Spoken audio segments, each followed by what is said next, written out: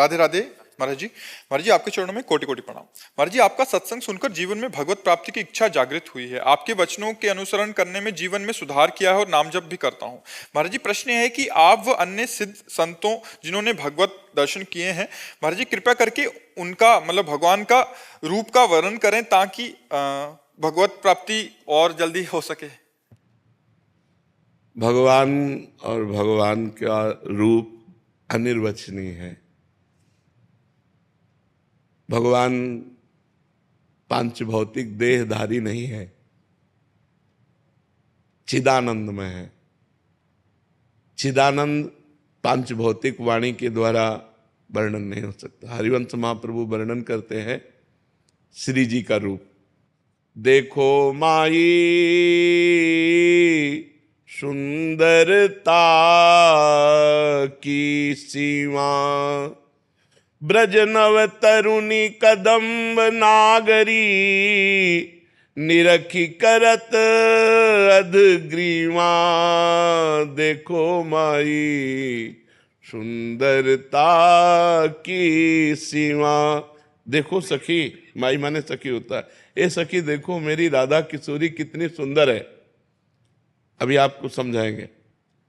ब्रज की जितनी सुंदरियां हैं, एक जो ब्रज सुंदरी है वो इतनी सुंदर है, लक्ष्मी कोटि विलक्ष लक्षण लसल लीला किशोरी सतई, राधाध्यम ब्रज मंडलेत मधुरम राधा विदानम परम। करोड़ लक्ष्मी मूर्छित हो जाए ऐसी ब्रज सुंदरी है। और ऐसी ब्रज सुंदरियां हमारी श्री जी को देखकर ग्रीवा झुका लेती है। और ऐसी श्री जी के जब रूप का वर्णन करने के लिए कोशिश की तो आगे कहा, जो को कोटि कलप लगी जीवे, रसना कोटिक पावे, तऊ रुचिर बदनार बिंद की, शोभा कहत न आवे। देखो माई सुंदरता की सीमा। अगर कोई करोड़ कल्प तक जिए और करोड़ों रसना हो तो भी प्रियाजू के रूप का वर्णन करने में नहीं आ सकता।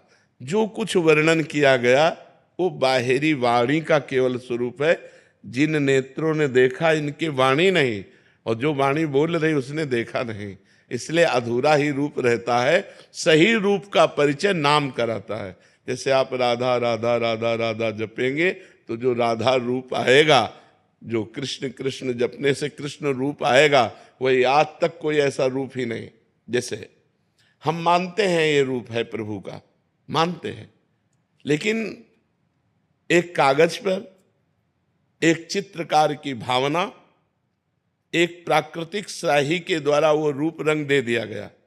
क्या श्री कृष्ण का रूप, श्री हरि का रूप, कोई ऐसी स्याही आज तक प्रकृति में बनी है जो श्री कृष्ण के श्याम रंग का अवलोकन करा दे? सच्चिदानंद रूपाय, भगवान कैसे?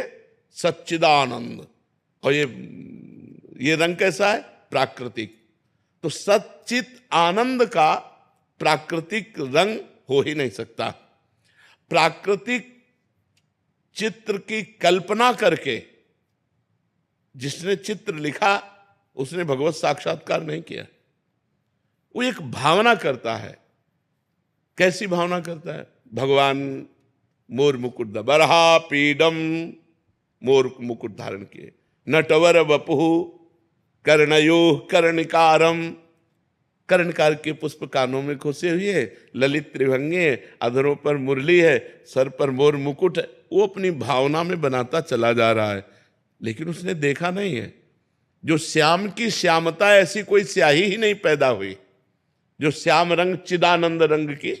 भगवान के नेत्र कैसे? बोले कमल जैसे, अरविंदाक्ष। भगवान को कहा गया अरविंदाद, अरविंद भगवान नेत्र। अब क्या कमल देखने से भगवान के नेत्रों को? एक बार जिसने भगवान के नेत्र देखा तो मोहन बस गए मेरे मन में, लोक लाज कुल कान छूट गई, या की नेह लगन में। मोहन बिक गए, जिन्होंने देखा बड़े बड़े परमहंस बिक गए। जो रूप रस गंध शब्द स्पर्श विजयी महात्मा वो बिक गए ऐसे भगवान का तो कमल देखने से क्या भगवान के नेत्रों को देख लिया? नहीं देखा। भगवान के रंग की बात आती है, बोले केकी कंठाभ नीलम, जैसे मोर के गले की नीलिमा, ऐसे तो क्या भगवान को देख लिया?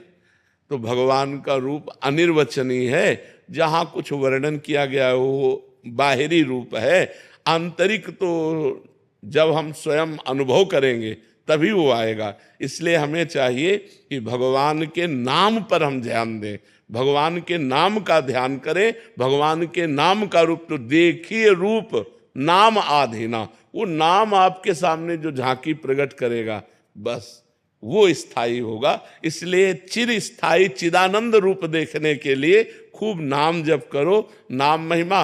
और शास्त्रों में भगवान की लीलाएं वर्णन की गई, उनको खूब पढ़ो, ध्यान से सुनो, तो हमारी भगवान की कृपा से भगवान में रति हो जाए।